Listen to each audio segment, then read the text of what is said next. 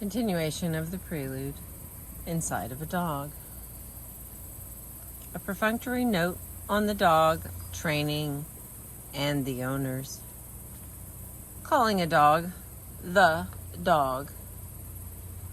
It is the nature of scientific study of non-human animals that a few individual animals who have been thoroughly poked, observed, trained, or dissected come to represent their entire species. Yet with humans, we never let one person's behavior stand for all of our behavior. If one man fails to solve a Rubik's Cube in an hour, we do not extrapolate from that all men will so fail, unless that man had bested every other man alive. Here, our sense of individuality is stronger than our sense of shared biology. When it comes to describing our potential physical and cognitive capacities, we are individuals first, and members of the human race second.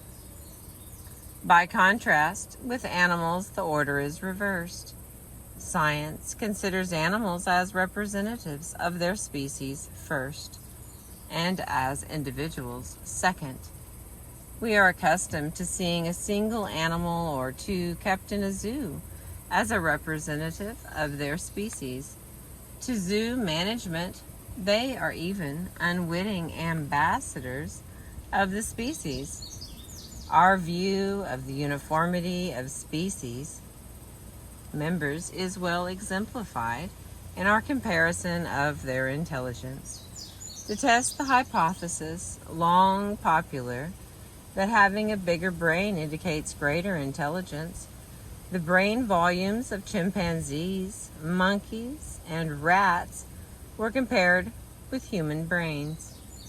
Sure enough, the chimp's brain is smaller than ours, the monkey's smaller than the chimp's, the rat's a mere cerebellum-sized node of the primate's brain.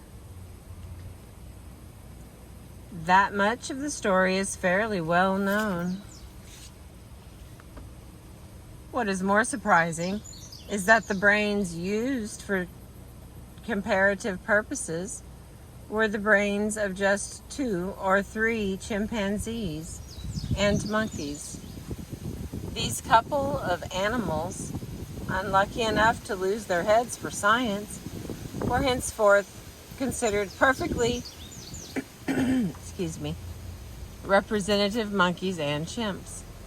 But we had no idea if they happened to be particularly big-brained monkeys or abnormally small-brained chimps. Similarly, if a single animal or small group of animals fails in a psychological experiment, the species is tainted with the brush of failure. Although grouping animals by biology in similarity is clearly useful shorthand, there is a strange result. We tend to speak of the species as though all members of the species were identical. We never make this slip with humans.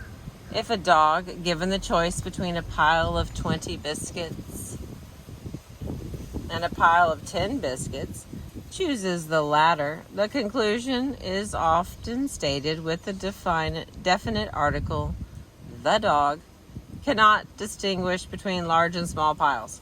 Not a dog cannot so distinguish. So when I talk about the dog, I'm talking implicitly about those dogs studied to date. The results of many well-performed experiments may eventually allow us to reasonably generalize to all dogs, period. But even then, the variations among individual dogs will be great. Your dog may be an unusually good smeller, may never look you in the eye, may love his dog breed and hate to be touched. Not every behavior a dog does should be interpreted as telling. Taken as something intrinsic or fantastic, Sometimes they just are, just as we are. That said, what I offer herein is the known capacity of the dog.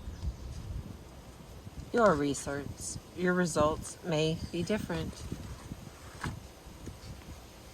Training dogs. This is not a dog training book. Still, its contents might lead you to be able to train your dog inadvertently. This will catch us up to dogs who have already, on people, learned how to train us without our realizing it. The dog training literature and the dog cognition and behavioral literatures do not overlap greatly. Dog trainers do use a few basic tenets from psychology and ethology, sometimes to great effect, sometimes to disastrous end. Most training operates on the principle of associative learning. Associations between events are easily learned by all animals, including humans. Associative learning is what is behind operant conditioning paradigms, which provide a reward, a treat, attention, a toy, a pat, after the occurrence of a desired behavior, like a dog sitting down. Through repeated application, one can shape a new desired behavior in a dog, be it lying down and rolling over, or for the ambitious, calmly jet skiing behind a motorboat. But often, the tenets of training clash with the scientific study of the dog. For instance, many trainers use the analogy of dog as tame wolf as informative in how we should see and treat dogs. An analogy can only be as good as its source. In this case, we will see. Scientists know a limited amount about natural wolf behavior, and what we know often contradicts the conventional wisdom used to bolster those analogies. In addition, training methods are not scientifically tested, despite some trainers' assertions to the contrary. That is, no training program has been evaluated by comparing the performance of an experimental group that gets training and a control group whose life is identical except for the absence of the training program. People who come to trainers often share two unusual features. Their dogs are less obedient than the average dog, and the owners are more motivated to change them than the average owner. It is very likely, given this combination of conditions and a few months, that the dog will behave differently after training, almost regardless of what the training is. Training successes are exciting, but they do not prove that the training method is what led to the success. The success could be indicative of good training, but it could also be a happy accident. It could also be the result of more attention being paid to the dog over the course of the program. It could be the result of the dogs maturing over the course of the program. It could be the result of that bullying dog down the street moving away. In other words, the success could be the result of dozens of other occurring changes in the dog's life. We cannot distinguish those possibilities without rigorous scientific testing. Most critically, training is usually tailored to the owner. To change the dog to fit the owner's conception of the role of the dog and of what he wants the dog to do. This goal is quite different than our aim, looking to see what the dog actually does and what he wants from and understands of you. The dog and his owner. It is increasingly in vogue to speak not of pet ownership, but pet guardianship or pet companions. Clever writers talk of dogs, humans, turning the ownership arrow back on ourselves. In this book, I call dogs families owners, simply because this term describes the legal relationship we have with dogs. Peculiarly, they are still considered property, and property of little compensatory value, besides breeding value. A lesson I hope no reader ever has to learn personally. I will celebrate the day when dogs are not property, which we own. Until then, I use the word owner apolitically, for convenience and with no other motive. This motive guides me in my pronoun use. 2. Unless discussing a female dog, I usually call the dog him, as this is our gender neutral term.